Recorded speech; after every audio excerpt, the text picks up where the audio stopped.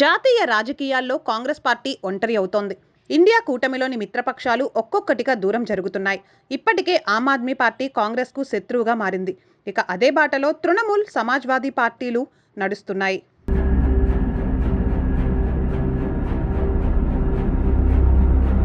Delhi assembly ఎన్నికలు కాంగ్రెస్ కూటమిలో చిచ్చు పెట్టాయి. ఈ ఎన్నికల్లో కాంగ్రెస్ పార్టీ, ఆప్ పార్టీ విడివిడిగా పోటీ చేస్తూ పరస్పరం తిట్టుకుంటున్నాయి. అయితే ఇతర మిత్రపక్షాలు అయిన TMC, Samajwadi party, Shiv Sena, UBT వంటివి ఇప్పుడు ఆమ్ ఆద్మీ పార్టీకి మద్దతు ఇస్తున్నాయి.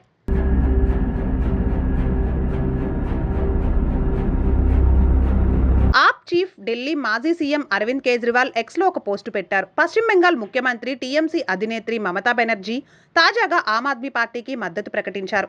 తమకు మద్దతును ఇచ్చినందుకు మమతకు కేజ్రీవాల్ ఈ పోస్టులో ధన్యవాదాలు తెలిపారు. కష్టసుఖాల్లో అండగా ఉంటూ ఆశీర్వదిస్తున్నందుకు మమతా దీదీకి కృతజ్ఞతలు తెలిపారు. దీంతో కాంగ్రెస్ పార్టీ కంగుతింది. ఢిల్లీ ఎన్నికల్లో బెంగాలీ, బీహారీ ఓట్లు ప్రభావం చూపిస్తాయి.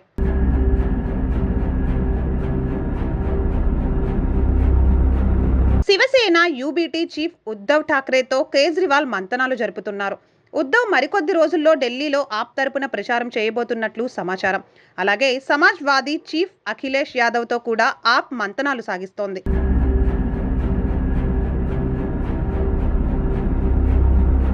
తరచుగా అసెంబ్లీ ఎన్నికలలో కాంగ్రెస్ పార్టీ చతికిల పడుతూ వస్తోంది. దీంతో ఢిల్లీ ఎన్నికల్లో ఒంటరిగా పోటీ చేయాలని ఆప్ నిర్ణయించుకుంది. ఫలితంగా కాంగ్రెస్ కూడా ఒంటరి పోరాటాన్ని ఎంచుకుంది. అయితే తృణమూల్, సమాజ్వాదీ వంటి పార్టీలు కలిసి వస్తాయని ఆశలు పెట్టుకుంది. కానీ ఈ ఆశలు వమ్ము అవుతున్నాయి.